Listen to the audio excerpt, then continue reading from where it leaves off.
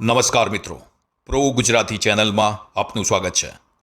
ફિલ્મી પડદા પર આપણે જાસૂસોને ગોળીઓ વરસાવતા, ઊંચી ઇમારતો પરથી કૂદતા અને સ્ટાઇલથી મિશન પૂરું કરતા જોઈએ છીએ।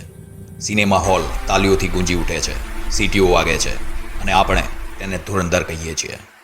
પરંતુ જરા ઊભા રહો, શું તમે એ સાચા ધુરંધરોને ઓળખો છો, જેના જીવનમાં કોઈ કટ નહોતો, કોઈ રીટેક નહોતું, જ્યાં એક નાની ભૂલનો અર્થ દ્રશ્ય પૂરું થવું નહીં પરંતુ શ્વાસનો અંત હતો?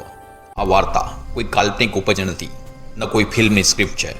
આ છે એ સત્ય જે પડદાની ચમકધમકથી ઘણું દૂર છે, ઘણું કઠોર અને બલિદાનના લોહીથી લખાયેલું છે।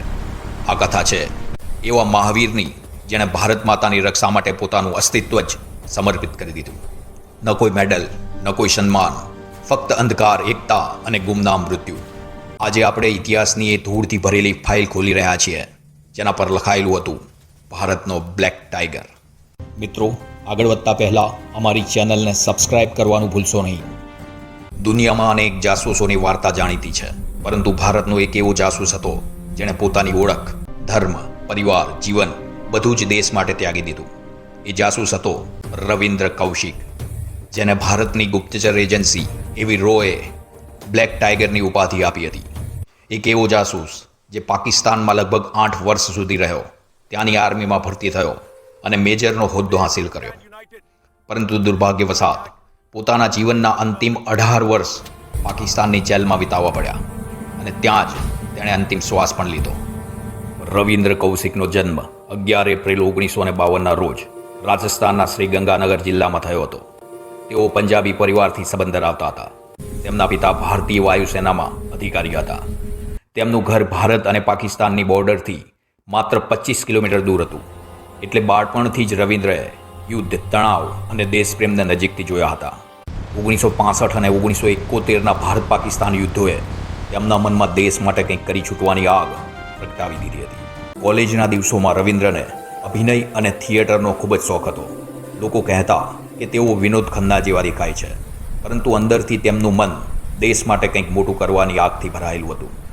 1973માં જ્યારે તેઓ બીકોમના અંતિમ વર્ષમાં હતા, ત્યારે લખનૌમાં યોજાયેલા નેશનલ ડ્રામા ફેસ્ટિવલમાં એક નાટક ગોઠવાયું। નાટક હતું એક ભારતીય સૈનિક પર કે જેને ચીની સેનાએ પકડી લીધો હતો, પણ તેણે દેશ માટે મૌન રાખ્યું અને મરી ગયો। એ અભિનય એટલો જીવંત હતો કે લોકો રડી પડ્યા, પરંતુ થિયેટરમાં કેટલાક લોકો એવા પણ હતા જે માત્ર ભાવુક ન થયા, તેઓ રવિન્દ્રને ધ્યાનથી જોઈ રહ્યા હતા, અને એ લોકો હતા રોના અધિકારીઓ। રોના અધિકારીઓ રવિન્દ્રથી પ્રભાવિત થયા અને તેમણે તરત જ તારણ કાઢ્યું કે આ છોકરો કંઈક ખાસ છે। 1973માં જ્યારે રવિન્દ્ર માત્ર 21 વર્ષનો હતો, ત્યારે તેને સંપર્ક કરવામાં આવ્યો।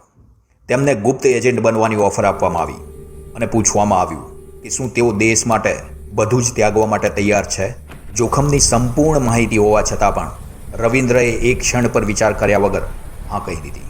ત્યારબાદ 2 વર્ષ સુધી તેમને કઠોર તાલીમ આપવામાં આવી। તેમને લડાઈ, ગુપ્ત સંદેશા, કોડની ભાષા, મૌન, સહનશક્તિ બધું જ શીખવામાં આવ્યું, અને તેમાં સૌથી કઠિન હતું પોતાનું અસ્તિત્વ ભૂલાવી દેવું। તેમને ઉર્દુ ભાષા, ઇસ્લામી રીત રિવાજ, નમાજ, રહન સહન આ બધું જ શીખવવામાં આવ્યું, અહીં સુધી કે તેનું સુન્નત પણ કરવામાં આવ્યું, જેથી કોઈને પણ શંકા ન જાય। તેને એક નવી ઓળખ આપવામાં આવી। પાકિસ્તાનમાં જન્મેલો અને માતા પિતા ગુમાવેલો એક સામાન્ય મુસ્લિમ યુવાન, તેની નકલી ઓળખના તમામ દસ્તાવેજો તૈયાર થયા। ભારત સાથેની તેની તમામ ઓળખ મિટાવી દેવામાં આવી। હવે તે રવિન્દ્ર કૌશિક નહીં, પરંતુ નબી અહમદ સાકિર બની ગયો હતો। રવિન્દ્રના પરિવારને પણ આ બાબતે કોઈ પણ જાણકારી આપવાની નહોતી। રવિન્દ્રએ પરિવારને કહ્યું કે તેને દુબઈમાં નોકરી મળી ગઈ છે। પરિવારે ખુશીથી વિદાય આપી અને પછી ભારતીય સેના દ્વારા તેને પાકિસ્તાનમાં મોકલવામાં આવ્યો। ત્યાં તેઓએ કરાચી યુનિવર્સિટીમાંથી LLB કર્યું અને પછી પાકિસ્તાની આર્મીમાં જોડાવાનું લક્ષ્ય નક્કી કર્યું। શરૂઆતમાં તો રોએ આમ કરવા માટે ઇનકાર કર્યો, પરંતુ પાછળથી મંજૂરી મળી ગઈ। તેઓ પાકિસ્તાની સેનામાં કમિશન્ડ ઓફિસર તરીકે નિયુક્ત થયા। તેમની બુદ્ધિ અને કાર્યક્ષમતાના કારણે તેઓ ખૂબ જ ઝડપથી પ્રમોશન પામ્યા અને મેજર બની ગયા। હવે તેમના ટોચના અધિકારીઓ અને ISI સાથે સંપર્ક થવા લાગ્યો।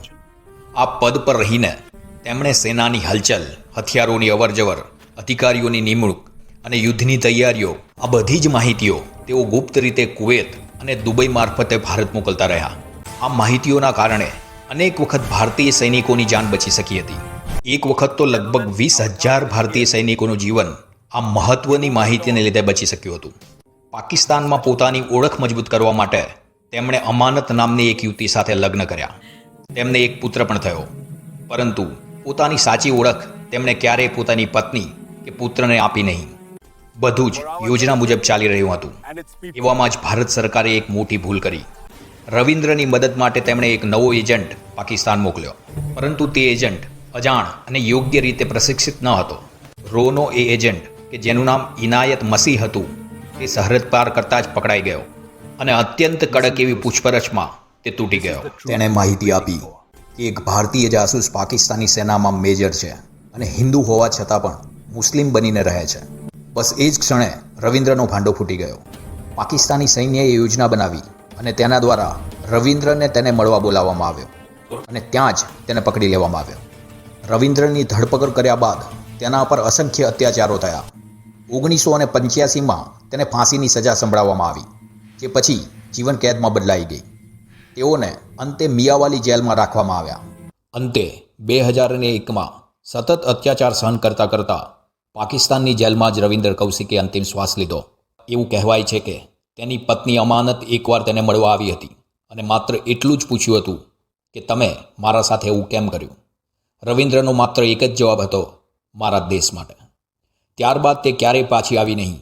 રવિન્દ્રનો એક પુત્ર પણ પાકિસ્તાનમાં છે, જે આજે ક્યાં છે તે કોઈને ખબર નથી. સૌથી દુઃખની વાત એ છે કે રવિન્દ્ર કૌશિક 5 વખત રજા લઈને ભારત આવ્યા અને પરિવાર સાથે સમય વિતાવ્યો, પરંતુ માત્ર એક નાનકડી ભૂલના કારણે એક મહાન દેશભક્ત બલી ચડી ગયો. જો એ ભૂલ ન થઈ હોત તો કદાચ આજે પણ ભારતને તેની સેવા મળતી રહી હોત. કારાવાસ દરમિયાન રવિન્દ્રને અમાનવીય એવી યાતનાઓ આપવામાં આવી. સતત ટોર્ચર, અપૂરતો અને દુર્ગંધયુક્ત એવો અખાદ્ય ખોરાક અને મારપીટ અને અન્ય કેટલું. તે 18 વર્ષ સુધી આ બધી જ યાતના રવિન્દ્રએ સહન કરી અને અંતે અનેક રોગના ઘર બનેલા એવા શરીરે જવાબ આપી દીધો. નવેમ્બર 2001માં 18 વર્ષની યાતના પછી પાકિસ્તાનની જેલમાં તેમનું મૃત્યુ થયું. તેમની લાશ પણ ભારત પરત આવી શકી નહીં.